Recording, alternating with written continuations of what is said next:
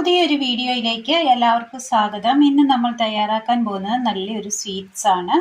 അതിനായിട്ട് നമ്മളൊരല്പം കൂഴച്ചക്ക നമ്മൾ എടുത്തിട്ടുണ്ട്. വരിക്കച്ചക്കയല്ല, നന്നായി പഴുത്ത കൂഴച്ചക്കയാണ്. ഒരല്പം വെല്ലം തിരുമിയത്, മിക്സിയുടെ ജാർ എടുത്തിട്ടുണ്ട്.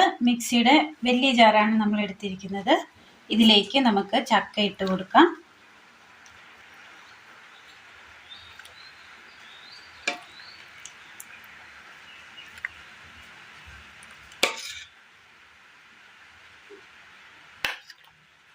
ഇനി ഇതൊന്ന് അടിച്ചെടുക്കാം നന്നായിട്ട്. ചക്ക നമ്മൾ ഇതുപോലെ നന്നായി അരച്ചെടുത്തിട്ടുണ്ട്. ഒരു പാത്രത്തിലേക്ക് നമുക്കിത് മാറ്റി കൊടുക്കാം.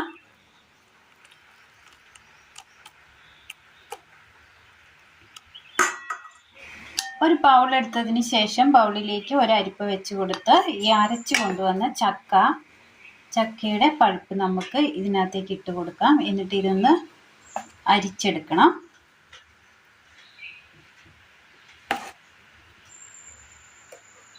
ഇച്ചിരി ആയിട്ടിട്ട് ഒന്നിങ്ങനെ ഒന്ന് ആക്കിയൊന്ന് അരിച്ചെടുക്കാം.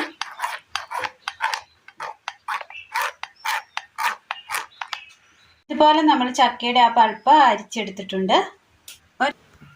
അടുപ്പത്ത് പാൻ വെച്ച് കൊടുത്ത് തേങ്ങ നമുക്ക് ഇട്ട് കൊടുക്കാം. ഇത് ഉണക്ക തേങ്ങയാണ്. ഇത് ഉണക്ക തേങ്ങ നമ്മൾ ഒന്ന് കട്ട് ചെയ്തതിന് ശേഷം മിക്സിയിലിട്ടൊന്ന് അടിച്ചെടുത്തതാണ്. ഇനി ഇത് നമുക്ക് ഒന്ന് ചെറുതായിട്ടൊന്ന് ചൂടാക്കി എടുത്താൽ മാത്രം മതി. പച്ചപ്പ് അധികം ഇല്ലാത്ത തേങ്ങ ആയതുകൊണ്ട്, പച്ചപ്പുള്ള തേങ്ങയാണ് നമ്മൾ എടുക്കുന്നതെങ്കിൽ അതൊന്ന് നന്നായിട്ട് ഡ്രൈ ആക്കി എടുക്കണം. ഇതൊന്ന് ജസ്റ്റ് ചൂടാക്കി നമ്മൾ എടുത്തിട്ടുണ്ട്. ഇനി ഇതൊരു പാത്രത്തിലേക്ക് മാറ്റി കൊടുക്കാം. ഇനി നമുക്ക് പാൻ അടുപ്പത്ത് വെച്ച് കൊടുത്തതിന് ശേഷം ഇതിലേക്ക് ചക്ക നമുക്ക് ഇട്ട് കൊടുക്കാം.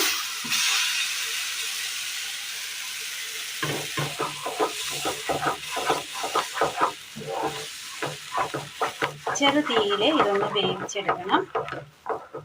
അപ്പോൾ തന്നെ ആ വെല്ലം കൂടി ഇതിൻ്റെ കൂടെ ഇട്ട് കൊടുക്കാം. മധുരത്തിന് ആവശ്യമായ വെല്ലം ഇട്ട് കൊടുത്താൽ മതി.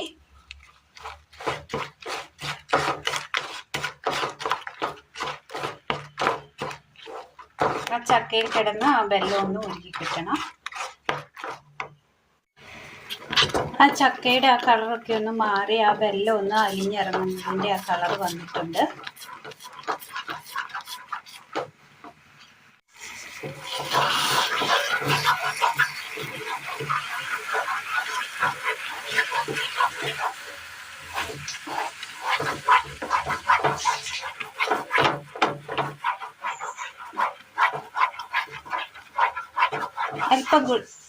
അല്പം കൂടി ഒന്ന് വറ്റിച്ചെടുക്കാം. വാഴയില അടുപ്പത്ത് വെച്ച് ഒന്ന് വാട്ടിയെടുക്കാം.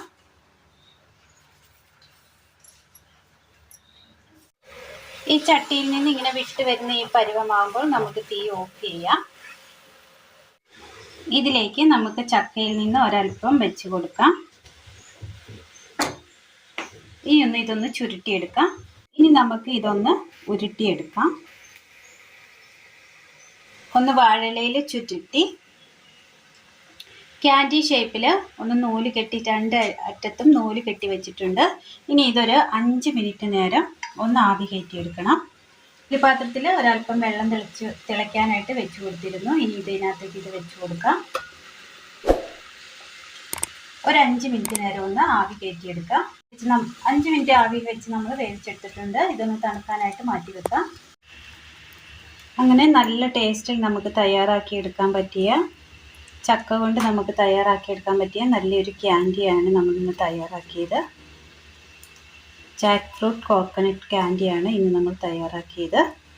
ഇതിങ്ങനെ കഴിക്കാൻ നല്ല ടേസ്റ്റാണ്. എല്ലാവരും ഒന്ന് ചെയ്തു നോക്കണം. വീഡിയോയെക്കുറിച്ചുള്ള അഭിപ്രായങ്ങൾ കമൻറ്റ് ബോക്സിൽ അറിയിക്കുവാൻ മറക്കരുത്.